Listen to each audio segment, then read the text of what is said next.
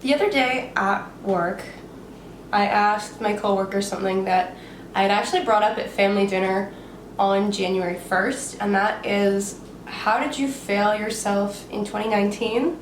And what would you do differently to be successful in 2020? The reason I framed the question that way is because I don't like New Year's resolutions. I don't like when people set an intention but don't identify what made them fall short of that intention the first time that they set it. If you don't change anything about your routines, your structures, your mindset, your habits, then you're not really going to make any changes even if you have a big intention for something. But the reason that I asked people how they failed was not to just point out the negative aspects or anything like that. It was to get people genuinely thinking about ways in which that we constantly let ourselves down. I thought I would share today a little bit about what I think I failed at in 2019 and what I'm going to do to be more successful in 2020. So the first thing that I failed at in 2019 was I was not extremely communicative about the needs that I had.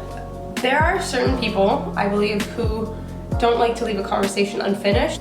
So the difficulty with that is, instead of responding in the discussion with an attitude, it's being able to step away from that conversation itself for the time being, which inherently involves being able to say, I don't have the energy for this conversation right now, it's nothing against you, it's just I can't do this right now, I am not my best self, can we please pick this up some other time?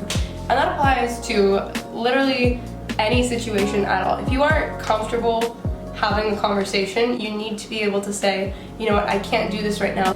And it's not that you're a burden, it's not that you're selfish, it's just we don't think that that's something we can do because we kind of raise ourselves with this expectation that we have to be very there for other people, which is 100% understandable. I think it's genuinely just a result of the fact that we're social creatures and we've survived so long by being social creatures.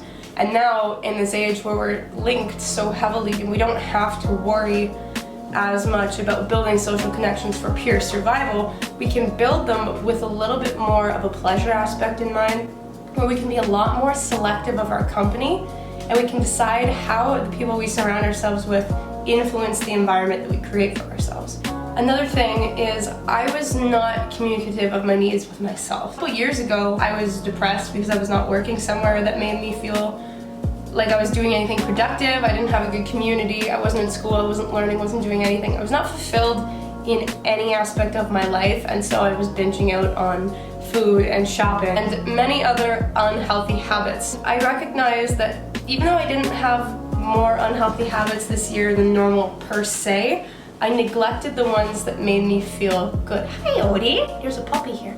Another thing is that when I don't communicate with myself about what I need, and that goes for anyone, I think this is universal. When we don't communicate with ourselves about what we need, we can't honestly be there for other people. We can't be an authentic self, and we're always reacting with something that isn't an authentic emotion because it's driven by something else that we don't recognize is the force pushing us forward. And if we don't give validation to that and understand it and clearly articulate to ourselves what we need and what's wrong and what's troubling us, then we're never going to be able to have that conversation with other people.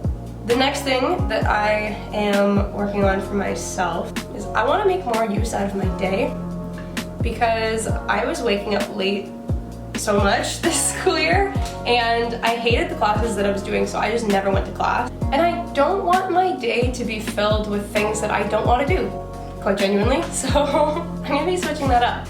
So something that I'm going to be doing differently to be more communicative about my needs are, I'm going to take a little bit more time in the mornings to meditate, to journal, to genuinely just reflect on how I'm feeling, on how the current practices I hold in my life are affecting my mental state, and if I think that they're actually helping me or if they're hindering me with progress somewhere else. Another thing that I've noticed is when I'm trying to be more communicative of my needs, behavior is everything. I really started to notice this when I got a puppy, which is something I did this year that I did not think I would do, but I did, and here we are.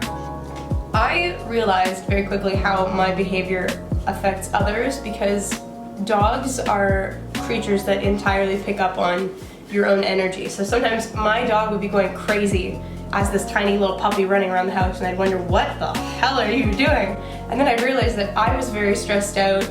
I was creating an environment around me where things were a mess, things were not productive. And so the behavior that I was bringing to my house for myself in my relationship, trying to raise this dog here, it didn't create a good environment for him to be in where he could identify a stable routine and recognize when it's time to relax. And so I realized that that's the same kind of thing that I bring to my relationships with other people, and that needed to change. I hope this video was educational in some kind of way. That's really what I'm going for. But I had fun, and I hope you did too. So I'll see you next time. Bye.